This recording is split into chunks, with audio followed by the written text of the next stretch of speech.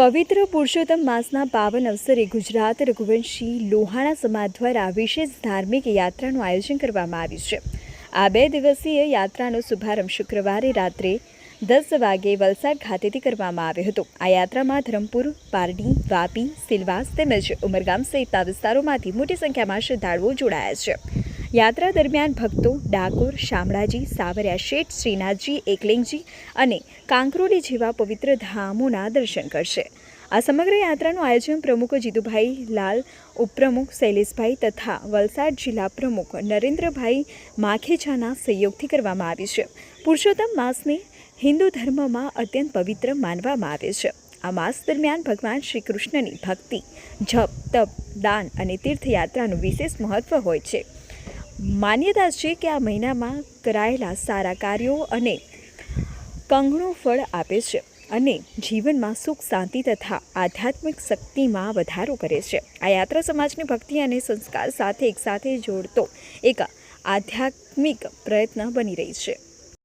મારું નામ શૈલેષ સોનપાલ છે। ગુજરાત રઘુવંશી લોહાણા સમાજની વલસાડ જિલ્લાના ઉપપ્રમુખ તરીકે હું સેવા આપું છું।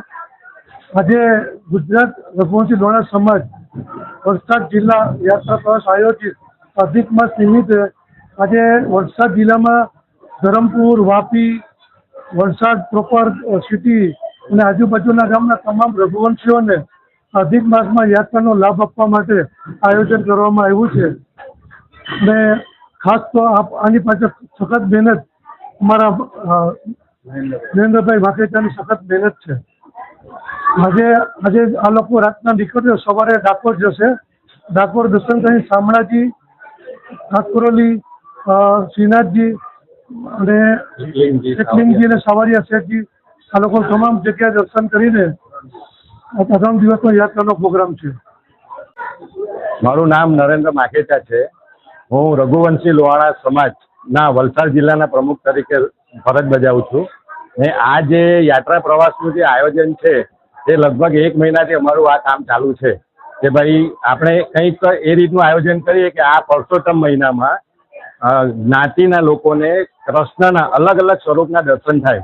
જેવા કે ડાકોરમાં એક સ્વરૂપ છે, સાવરિયા શેઠનું એક સ્વરૂપ છે, એકલિંગજીનું એક સ્વરૂપ છે, શ્રીનાથજીમાં એક સ્વરૂપ છે અને કાંકરોલીમાં એક સ્વરૂપ છે। એટલે દરેક જગ્યાએ સ્વરૂપ અલગ અલગ છે, પણ એમને કહેવાય છે નારાયણ પુરુષોત્તમ મહિનો એટલે નારાયણનો મહિનો કહેવાય છે। એટલે એ નારાયણના દર્શન કરવા માટે અમે આ આયોજન કરેલું છે, જેથી દરેક લોહાણા જ્ઞાતિબંધુ જેઓ યાત્રા પર જઈ રહ્યા છે તેમને શું કહે પુણ્યની પ્રાપ્તિ અધિક મહિનામાં એવું હોય છે કે અધિક થાય। તમે એક કોઈ મંત્ર બોલો તો એનું ફળ તમને અધિક મળે। એવી રીતે એક વાર જો તમે દર્શન કરો તો તેનું ફળ તમને અધિક મળે। વલસાડ જિલ્લામાંથી વલસાડ પ્રોપર છે, ધરમપુર છે, વાપી છે, ઉમરગામ છે, સેલવાસ છે, પારડી છે, ઉદવાડા છે, એ રીતે મળીને લગભગ 100 યાત્રીઓનો 2 બસનો પ્રવાસ છે। આ યાત્રા 3 દિવસ માટે રાખવામાં આવી છે અને 3 દિવસમાં અમે આ જે સ્થળો બતાવીએ એ સ્થળે આરામથી અને સમય પ્રમાણે ફરીશું। મારું નામ કાજલ લેનવાલા છે। ગુજરાત રઘુવંશી લોહાણા સમાજ દ્વારા એક યાત્રાનું અધિક માસ નિમિત્તે આયોજન થયું છે। એની અંદર અમે ડાકોર, શામળાજી, શ્રીનાથજી, કાંકરોલી, એકલિંગજી આ બધી જગ્યાએ દર્શન કરાવવા છે। અને બીજું કે આ યાત્રામાં અમને સપોર્ટ કર્યો છે જીતુભાઈ લાલ, પ્રમુખ શ્રી શૈલેષભાઈ સોનપાલ તેમજ નરેન્દ્રભાઈએ ખૂબ મહેનત કરી છે। એમના પ્રોત્સાહન હેઠળ જ અમે આ યાત્રાનું આયોજન કરી શક્યા છે। અને આ દરેક જણ જે આવ્યા છે, લગભગ 100 જેટલા યાત્રીઓ છે, એ બધાને અમારી ખૂબ શુભકામના અને અમને સપોર્ટ કરવા બદલ ખૂબ ખૂબ આભાર। મારું નામ માધવી ઠક્કર છે। વલસાડ લોહાણા સમાજમાંથી આ જે પવિત્ર અધિક માસ નિમિત્તે યાત્રા જઈ રહી છે, તો આજુબાજુના ધરમપુર, પારડી ને સેલવાસથી બધા યાત્રાળુઓ આવી રહ્યા છે। અને જીતુભાઈ લાલ, નરેન્દ્રભાઈ માખેચા અને શૈલેષભાઈ એમના સહયોગ દ્વારા અમે બધા યાત્રા કરવા જઈ રહ્યા છીએ।